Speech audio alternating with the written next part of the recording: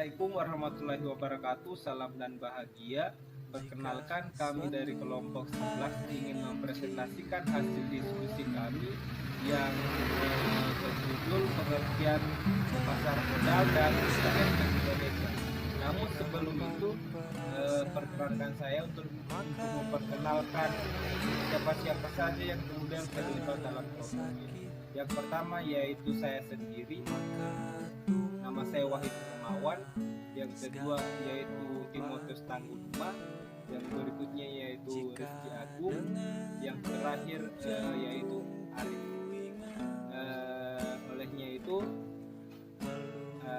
silakan saksikan video kami sampai akhir. Dan tentunya yang akan membawakan materi terutama yaitu saya sendiri. Silakan saksikan. Salam berkah.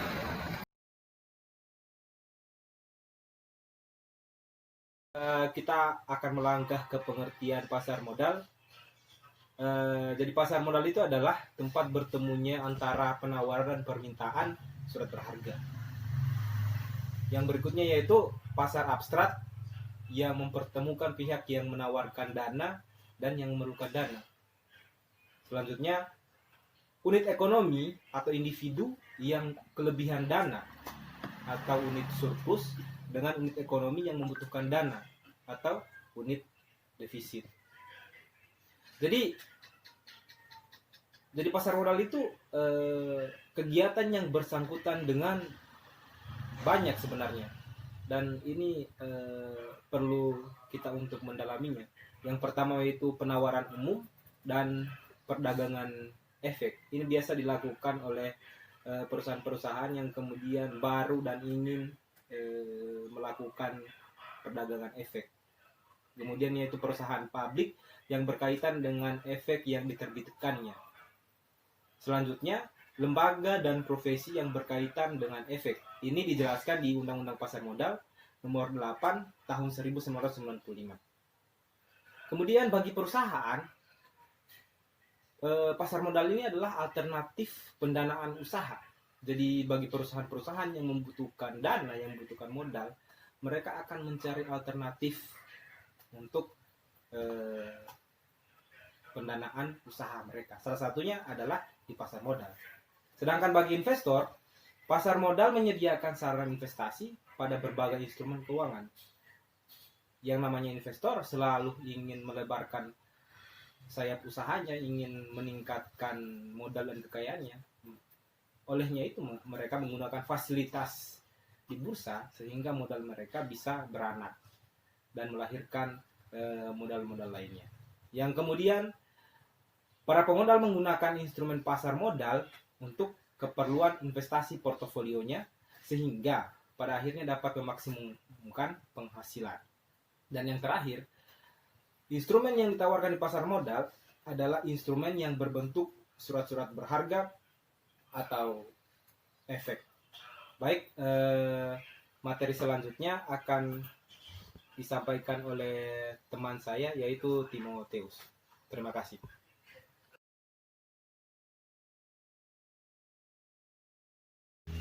Baik, salam dan bahagia. Saya akan melanjutkan presentasi dari Wahid Hermawan. Jadi instrumen itu terdiri atas dua kelompok besar, yaitu instrumen kepemilikan seperti saham, instrumen hutang seperti obligasi perusahaan, reksadana. Jadi investasi secara portofolio di pasar modal ada dua kepentingan, yaitu yang pertama investasi dengan membeli instrumen-instrumen di pasar modal. Yang kedua investasi secara langsung, seperti terlibat langsung dalam proses pendirian perusahaan. Investasi yang pertama, investor tidak tertarik dan tidak berkepentingan untuk menjalankan usaha dari perusahaan yang sahamnya dimiliki, tetapi mereka lebih berkepentingan terhadap dividen dan laba modal dari saham tersebut. Yang berikut investasi yang kedua, investor yang bersangkutan ingin menguasai dan menjalankan langsung usaha investasi tersebut. Sedangkan menurut Undang-Undang Nomor 8 Tahun 1995 tentang pasar modal, yang pertama bursa efek, pihak yang menyelenggarakan dan menyediakan sistem dan atau sarana untuk mempertemukan penawaran dan jual dan beli efek pihak-pihak lain dengan tujuan memperdagangkan efek di antara mereka. Yang berikut efek surat berharga, yaitu surat pengakuan hutang, surat komersial, saham, obligasi, tanda bukti hutang, unit pernyataan kontrak investasi kolektif, kontrak berjangka atas efek dan setiap derivatif dari efek tersebut. Mungkin itu presentasi dari saya. Sekian. Salam.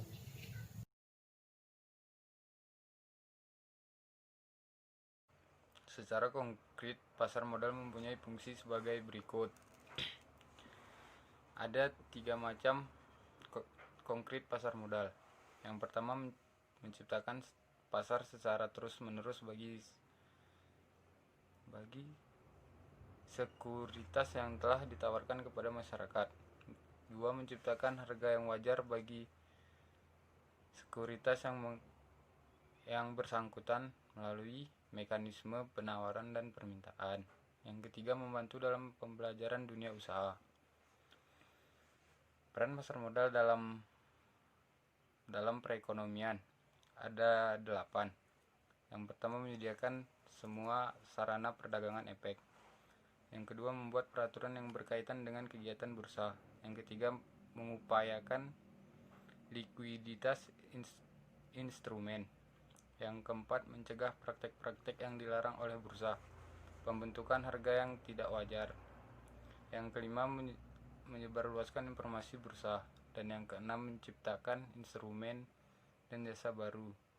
Yang ketujuh, sebagai intermediasi keuangan. Dan yang ke-8, memungkinkan para pemodal berpartisipasi pada kegiatan bisnis yang menguntungkan. Sekian dan terima kasih.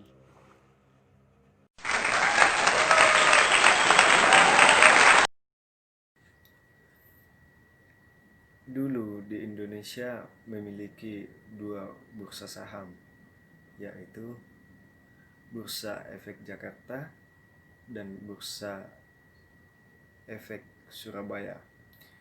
Bursa Efek Jakarta fokuskan pada perdagangan saham waran untuk industri skala menengah ke atas, sedangkan Bursa Efek Surabaya lebih pada saham kecil dan menengah serta produk derivat dan obligasinya. Pasar modal di Indonesia sekarang hanya 1 penyelenggara setelah pemerintah memaksa 2 penyelenggara yang ada untuk merger. Hasilnya, penyelenggara tunggal ini bernama Bursa Efek Indonesia yang secara legal ditetapkan pada rapat umum pemegang saham luar biasa, yaitu pada akhir Oktober 2007.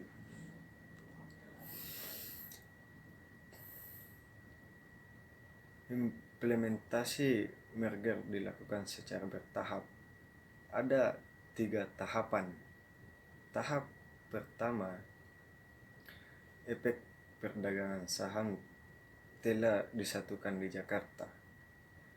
Sedangkan untuk perdagangan produk-produk EKSBS lainnya tetap dilaksanakan dengan menggunakan sistem dan aturan EKSBS. Tahap kedua pada tanggal 26 Desember 2007, mesin-mesin EKSBS telah dipindahkan ke lokasi yang sama dengan JATS sehingga secara teknis operasional telah menjadi satu. Tahap selanjutnya adalah pemindahan karyawan EKSBS dari gedung Bapindo ke gedung Bursa Efek Jakarta, yaitu pada awal Februari 2008. Dan presentasi dari kelompok kami, semoga teman-teman semua pemirsa dapat mengambil hal-hal baik yang kemudian kami presentasikan. Akhir kata kami ucapkan, kami dari kelompok 11